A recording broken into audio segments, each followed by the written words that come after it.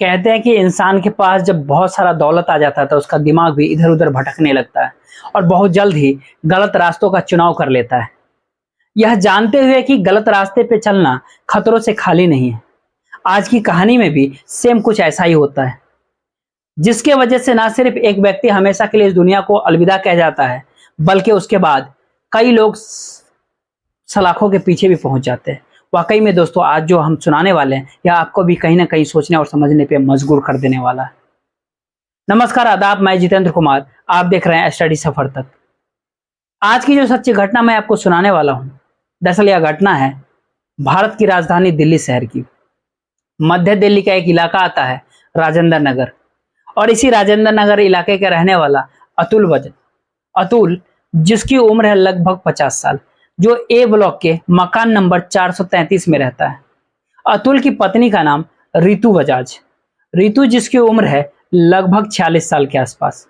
अतुल जो कि एक कारवाड़ी है, वहीं उसकी पत्नी रितु एक गवर्नमेंट सेक्टर में जॉब करती है। अतुल और उसकी पत्नी मिलकर के अच्छा खासा पैसा ही नहीं कमाते हैं, बल्कि बड़ी खुशहाल तरीके से अपने जीवन व्यतीत करते हैं। बात कर रहा हूं मैं 25 जून 2014 की शाम के करीब 6 बजे के आसपास। रितु जब अपना ऑफिस में काम निपटा करके अपने घर के लिए रवाना होती है, जब वो पहुंचती है गेट पर बेल बजाती है। जब दरअसल उसके कमरे के अंदर उसके पति और रितु का नौकर राहुल मौजूद था। रितु कई बार बेल बजाती है, लेकिन अंदर से कोई दरवाजा नहीं खोलता। दरअसल वह दरवाजा भी ऑटोमेटिक था, जो लॉक होने के बाद चाबी से ही खुलता था, लेकिन चाबी से अंदर और बाहर दोनों से खुल सकता था। इसीलिए एक उसका चाबी अतुल के पास था, तो दूसरी उसकी चाबी खुद रितु के पास था। रितु जब कई बार बेल बजाती है और अंदर से दरवाजा नहीं खुलता है, आखिरकार रितु अपने पर्स से चाबी निकालती है, दरवाजा खोल करके घर के अंदर एंट्री करती है। लेकिन रितु जैसे अपने बेडरूम में जाती है तो बेडरूम का नजारा देख रितु की पैरों तले जमीन ही खिसक जाती है। दरअसल बेड के ऊपर उसके पति अतुल का नग्न अवस्था में डेड बॉडी पड़ा हुआ था। उसके शरीर पे किसी तेज धारदार हथियार को कई बार चला दिया गया था। रितु जैसे इस तरह के नजारा देखती है, वह चीखने चिल्लाने लगती है। रितु की चीख पुकार सुन करके आस पड़ोस के लोग भी वहां पे मौजूद हो जाते हैं। तभी थोड़ी देर के बाद रितु का नौकर राहुल भी वहां पहुंचता है। राहुल भी जब अपने मालिक को इस हालत में देखता है, दहाड़े मार करके रोने लगता है। तभी इस बात की सूचना नजदीकी थाने में दी जाती है।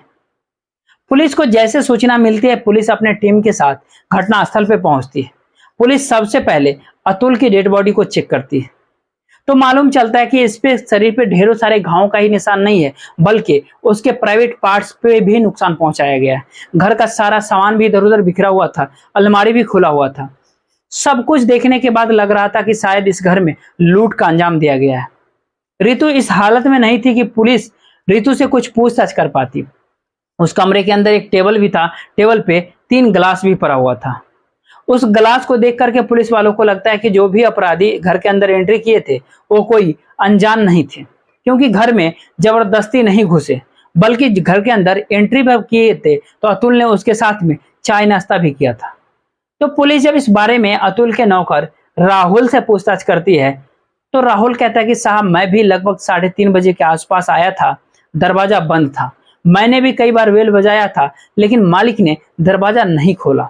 इसीलिए मैं जाकर के सामने पार्क में बैठ गया और वहां से उनके नंबर पे कई बार फोन भी किया है। रिंग तो जा रही थी, लेकिन फोन नहीं उठा रहे थे। पुलिस कमरे की बारीकी तरीके से मुआयना करती है, लेकिन वहां से कोई भी सबूत नहीं मिलता है। आखिरकार पुलिस अतुल के डेड बॉडी को अपने कब्जे में लेती है और फिर उसे पोस्टमार्टम के लिए भेज देती है, और फिर रितु के ही तहरीर पे अज्ञात अपराधियों के विरोध में मुकदमा दर्ज करती है और इस केस की छानबीन करना शुरू कर देती है। दरअसल मामला हाई प्रोफाइल का था, इसीलिए इस केस को पुलिस भी सीरियस तरीके से लेती है। पुलिस इस केस की छानबीन करने के लिए सबसे पहले अतुल के मोबाइल को चेक करती है। लेकिन पुलिस जब अतुल के मोबाइल को चेक करती है तो उसके मोबाइल में कई महिलाओं के साथ में आपत्तिजनक फोटो पुलिस को मिल जाता है। उस फोटो को देख करके पुलिस वालों को यकीन हो जाता है कि अतुल का कई महिलाओं के साथ में संबंध चल रहा था। पुलिस को लगता है कि शायद इसमें कोई महिला ही शामिल हो सकती है। इसीलिए पुलिस लगभग 7 महिलाओं को थाने पे बुलाती है। वैसी महिलाएं जो जिनके बारे में पुलिस बेहतर तरीके से जानती थी। दरअसल वो सब के सब महिलाएं देह व्यापार का धंधा कर रही थी।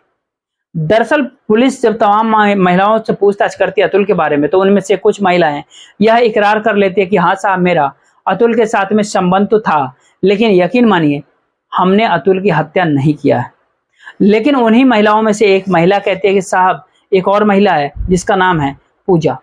पूजा, जिसकी उम्र है लगभग 30 साल के आसपास, जो करमपुर इलाके के रहने वाली है। महिला कहती है कि साहब, पूजा की भी अतुल के साथ में संबंध चल रहा था। महिला जैसे इस तरह की बातें पुलिस वालों से बताती है, पुलिस अपने एक कांस्टेबल को पूजा के घर पे भेज देता है। वहां से पता चलता है कि पूजा अपने घर पे नहीं है। पुलिस इन तमाम महिलाओं को छोड़ तो देती है, लेकिन साथ ही साथ हिदायत देती है कि जब तक इस केस का खुलासा नहीं हो जाता, तब तक तुम में से कोई भी दिल्ली शहर से बाहर नहीं जाएगा। पुलिस अभी इस केस की छानबीन करने के लिए अतुल के मोबाइल नंबर का सीडीआर निकालती है।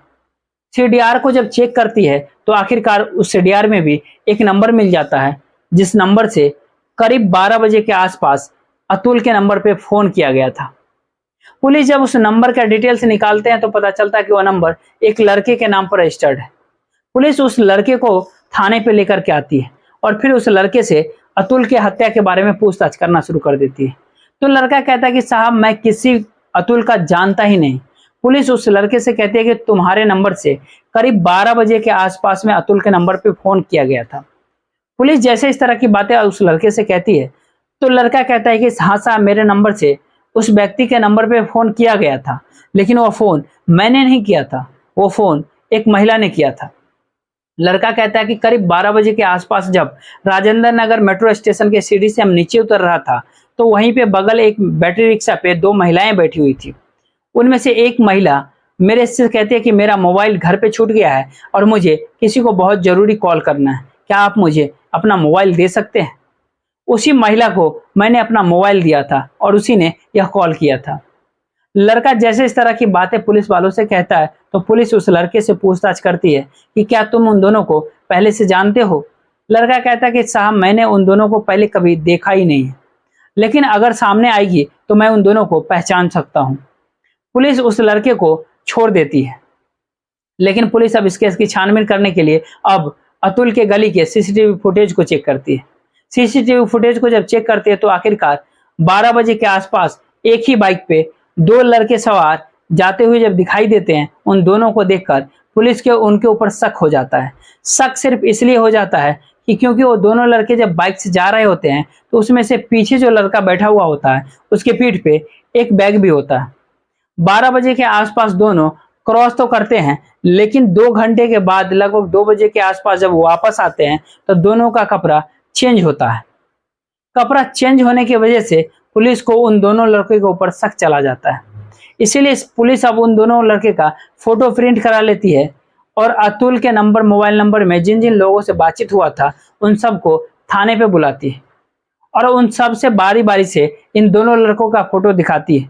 पुलिस जब सब लोगों से इन दोनों का फोटो दिखाना शुरू करती है, तो आखिरकार उनमें से एक व्यक्ति इस फोटो को देख करके पहचान जाता है और कहता है कि हाँ साहब, मैं इस लड़के को जानता हूं। दरअसल इसका नाम साहिल है। साहिल, जिसकी उम्र है लगभग 35 साल के आसपास, जो करमपुरा का ही रहने वाला है। दरअसल साहिल को कोई और नहीं था, बल्कि करमपुरा का ही रहने वाला पूजा का पति है।